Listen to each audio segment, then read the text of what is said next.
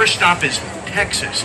Now you can tell I'm from New York. Here, the way I talk. watch. Sit right here. About here, forget about it. These guys in Florida, John. I am from New York. Now I live in Texas, believe it or not. Why Texas? No state income tax. I love it. And birds. Texas is the #1 state for birds. Did you guys know that?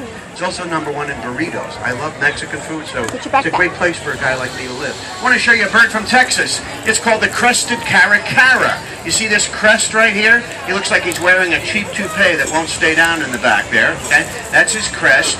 And that's a baby. That bird is only about 3 months old. Don't get close to it. And it's just learning how to fly. Down in Texas, they call those birds Mexican eagles. You're looking at a Mexican eagle right over there. What do they eat? Can I get a close-up of it? They eat Mexican food, of course, and they like a lot of things. Rodents and roadkill, they love them.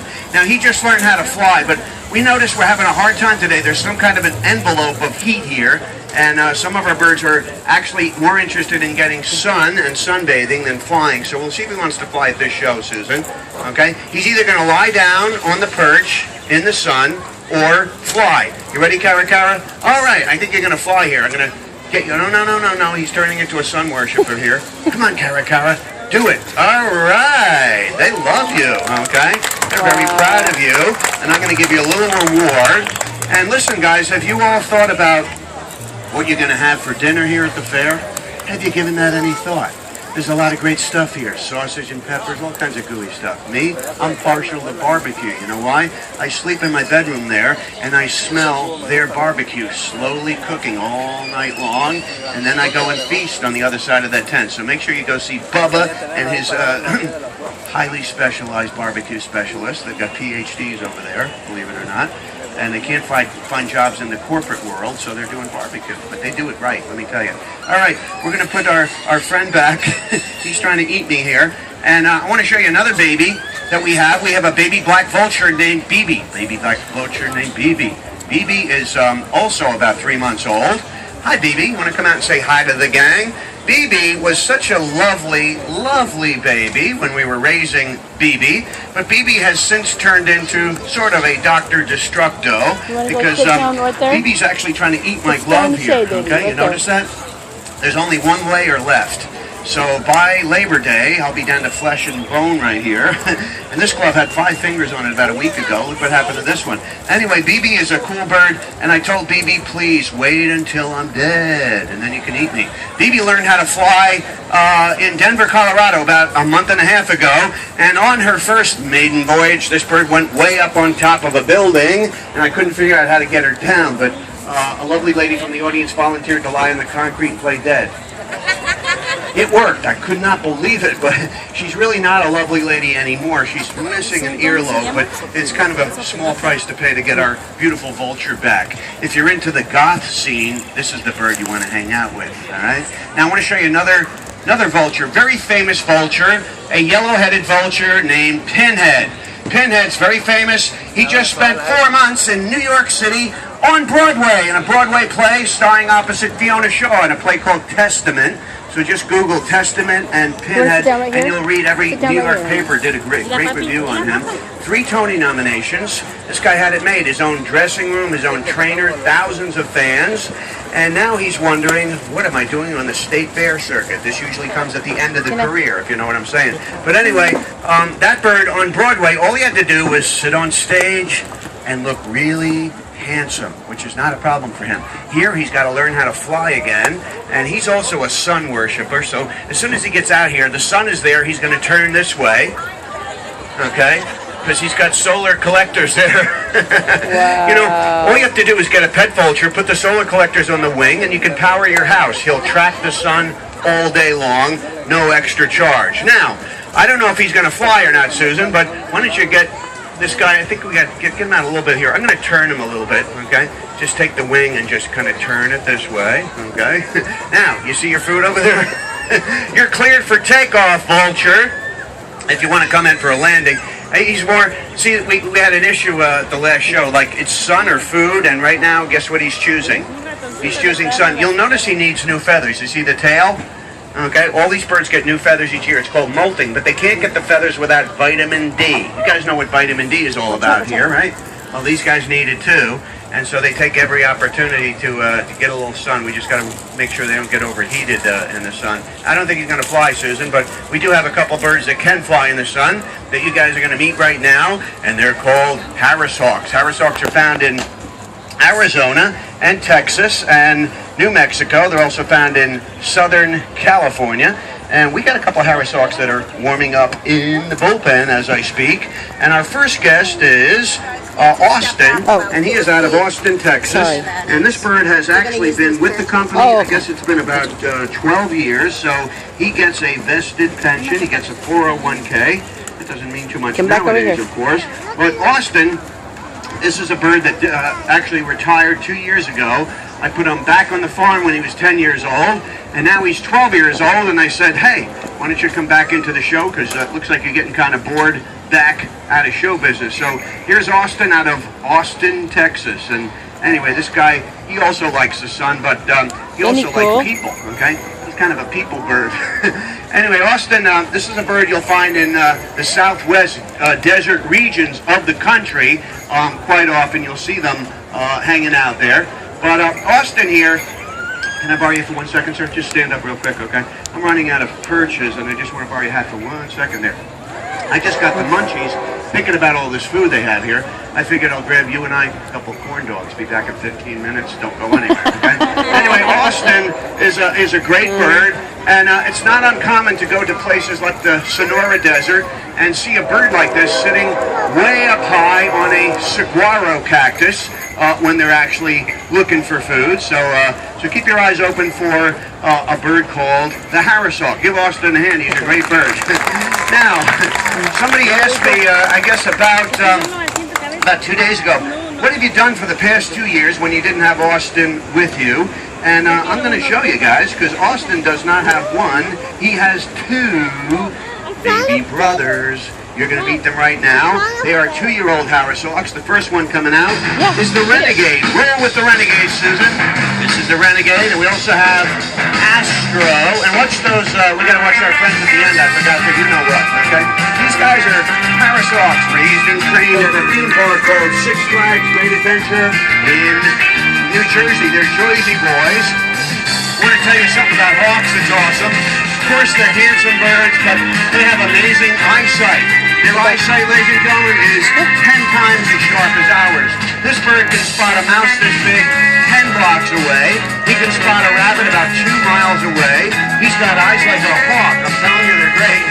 Of course, if you want eyes like a hawk, Nikon binoculars will bring you into the realm. I want to tell you about this guy right here with the red. That's the Renegade. Last summer, guess what he did? He disappeared from the company, and he went out to live in the wilderness. Can you imagine that? And he didn't know how to hunt at all, but he soon learned how to hunt. He learned how to survive, and after about 6 weeks in the wilderness, he came back to the show, and I couldn't be happy to have him back here. So we've got the Renegade back in here, and of course you met Astro at the beginning of the show, and I would love to have him. So anyway, Astro, I know you want to stay out in the sun and get a little. All right, give those guys a hand. We love them. Woo! Don't worry, no talk at the next show. Woo! We like hawks. We love eagles, and we think vultures are kind of cute, ladies and gentlemen. But our next guest, I'm not so sure about, because you are about to meet the most dangerous bird we've ever attempted to work with in our entire careers. This bird is a vicious predator that has terrified many audiences all over the United States. Susan, go ahead and bring him out. This is Rusty. He's a beautiful American kestrel falcon. He is full grown. He won't get any bigger than that. He is also a hunter and a predator and a meat eater par excellence. You do have those birds living here in your state. And if you're out on your tractor, you may see a kestrel falcon or a sparrowhawk right over your shoulder. They'll be coming in behind the tractor and diving into the bushes and grass for some leftovers. But you may also spot that bird in your own backyard. If you have a bird feeder, he'll love you. He won't be there for bird seed, but he likes little birds. And every now and then he'll stop at the drive-by window and pick up a Happy Meal, all right? Anyway, that bird has the heart of a lion. He will attack that eagle if the eagle goes anywhere near his territory. Anyway, we got some real stars here. Some of our birds are movie stars. We do a lot of movies, TV shows, and commercials. And this past year, I worked on 3 movies. One of them was a big blockbuster film with a guy named Ben Stiller. I worked on a Ben Stiller movie, I guess about 12 years ago, called The Royal Tenenbaums. And in that movie, you might have seen our prairie falcon, like this bird right here, playing the part of Mordecai. He became very famous in that movie. Now, the movie I just did with Ben is called The Secret Life of Walter Mitty. It's coming out pretty soon on Christmas Day. In the movie, you'll see Ben Stiller on location up in Iceland, believe it or not, up on a glacier. He's got an Arctic parka on, and on his arm is his trusty falcon, Jet. But the falcon's going to look a lot bigger in the movie because Ben is only about this tall. Did you guys know that? Anyway, but Ben's also having a hard time in the movie because he's missing all of his fingers. He loses his fingers because of frostbite. Now you're really intrigued. You're going to have to see The Secret Life of Walter Mitty. Go on YouTube and you'll see the trailer. They just released it about 2 weeks ago. And in that movie, you'll see our movie star right here, Jet, who's looking really, really sharp. You'll also see a CG version of him as well. All right. We're going to put you right over here, Jet, next to your friend. And ladies and gentlemen, I want to show you a real raptor rock star. You know, there's a species of falcon that disappeared from the USA, and that was back in 1951. They were extirpated, and they were gone for 50 years. That's a half century. And now they're back in the USA, but they're only in one state, and that is Texas. They're called Aplomado falcons. We got a couple Aplomado falcons right by the flag there. We have one named Machu Picchu. He's from Peru. But I want to show you his beautiful girlfriend who comes from Texas. Her name is Matagorda. Come on out, Matagorda. They're dying to meet you, kiddo. This is the lovely Matagorda. She's named after Matagorda Island, which is in the Gulf of Mexico, in the great state of Texas. And our friend here has some beautiful stripes on it. All our falcons we're showing you here, they've got a stripe under their eye. It's kind of like a racing stripe, but what it's there for is, it's called a Mallard stripe. It's there to reduce the glare from the sun. And I'm sure you guys have seen football players doing that trick all the time with makeup. Where did they learn that trick? They learned it from the Falcons, not the Atlanta Falcons, the real Falcons. Anyway, this is an Aplomado falcon. That is a Spanish word. It means the color of lead. This is the beautiful lead-colored falcon. Our next guest is a bird that needs very little introduction anywhere in the civilized world. You are about to meet the fastest animal on planet Earth, a bird called the peregrine. What do you think I was going to do, bite the bird's head off? I'm not Ozzy Osbourne. Watch out, put it down. Remember he did that years ago? These kids have no idea what I'm talking about. Anyway, and that wasn't a bird, was it? Was it a bat or a bird? Who says bat? Who says bat? Who says bird? Okay, it was a bat, sorry. They say it's a bat. I always thought it was all these years, and now I got... Anyway, that's our friend there. That bird is in the Guinness Book of World Records, 256 miles an hour in a high-speed power dive. That bird is a lethal weapon. That bird is dressed to kill. You're looking at the original Man of Steel. Back up, back up. And a speeding bullet. And a very famous endangered species as well. That is the beautiful peregrine falcon. All right. Right now, we're going to meet some of the birds that work the night shift. We got some owls to show you. I'm going to tell you who they are and where they come from and what they do. Are there owls in Oregon? You bet. Yes. You don't see them too often. They run kind of a fly-by-night operation. What are these guys doing in the daytime? They're hiding, they're sleeping, and they're sitting in trees. And they have wonderful camouflage. This camouflage allows... You just want to sit. Go sit on the shade right there. Go sit in the shade right there. Our first guest Back up over there. is a screech owl. This is the original mossy oak camouflage that you're looking at here. They come in 2 designer colors. They come in red. They also come in a gray Where color did Kingston fade. go? The gray one here. Okay. This little guy only weighs 3 ounces. But in 1 year, our little friend can eat about 1,000 mice. They do a fantastic Don't job do that. controlling rodent population. We're really happy they're out there. Back up. Now, Susan has Back the up. professor. He's a very wise owl. He's Watch a out. greenhorned owl. Greenhorned owls live here in Oregon. They also live in many habitats, the Arctic, the desert, the tropical rainforest.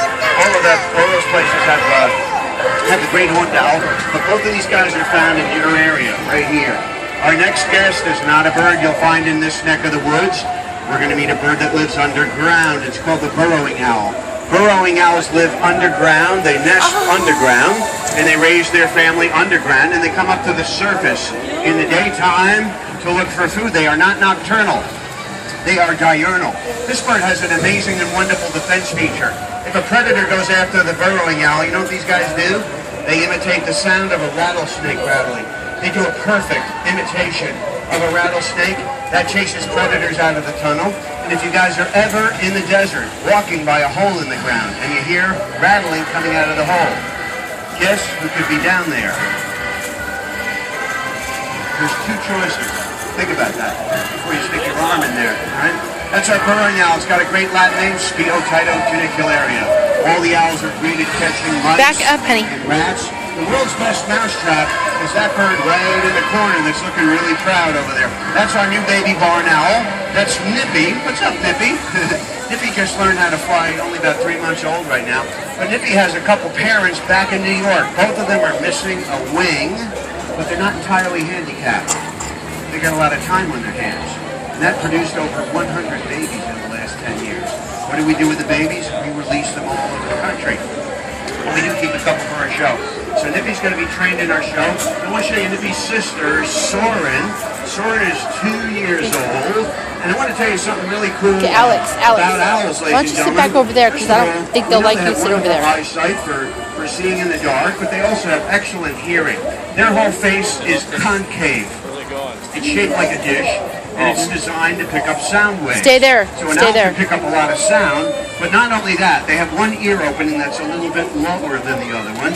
So you'll see when an owl sometimes is bobbing its head like this, it's triangulating on where the sound is coming from. We can't do that, but an owl can. So, I don't know where my wife, does anyone know where my wife went? There she is, okay. Stay over there and don't leave me, okay? Because I want to see if this owl can find you, not with eyesight, but with the sound waves. So we'll see what we can do. Oh, Okay? come away from there. I know it's a hot day here, and you'd love to stay in the shade there, but we're going to get you out looking for Susan. And on the count of Why don't three, you I go- want you to go find her, okay? All right, we'll leave after this, okay? 1, 2, 3. Watch out.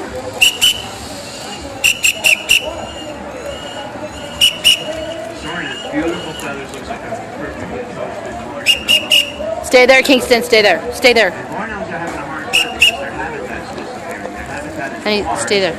And, I know it's hot. going down. People aren't putting up new barns with wood. They're putting up steel ones. So the best thing to do for barn owls is put up a bird box. And those guys may nest in the bird box. Soren is at the envelope here. Last shelter is like almost sound asleep here, but I don't know how to come here and face the view like that. So come into the middle and just let's see if we can get this guy going. Jump started here. If he's really hungry and it's not this hot out, he is a rocket ship. He's our fastest flying bird here. What do you say, Soren? You look like you're really enthusiastic about this. I think it's going to be the 7 o'clock show. What? Huh? Yeah. Yeah, you want to... Don't worry, Soren. 7 o'clock show, the sun will be behind the trees and you'll be just fine. But once you bring them out, Susan has a lot of patience with these birds and with her husband. I met her 30 years ago on our first date. I said nothing about birds. And she finally asked me after a couple months, what are you interested in? And now birds are her passion as well. She gets a lot of questions after the show, and Susan has decided to answer all of those questions in a book called Raptor Basics, just came out about a month ago. And if you want to take some of these birds home with you, there's some great text in here, and also some wonderful photographs of some of the birds you're actually meeting here at the show. If you want a book signed by a famous author, $15, you get your copy, tax included, and we do take credit.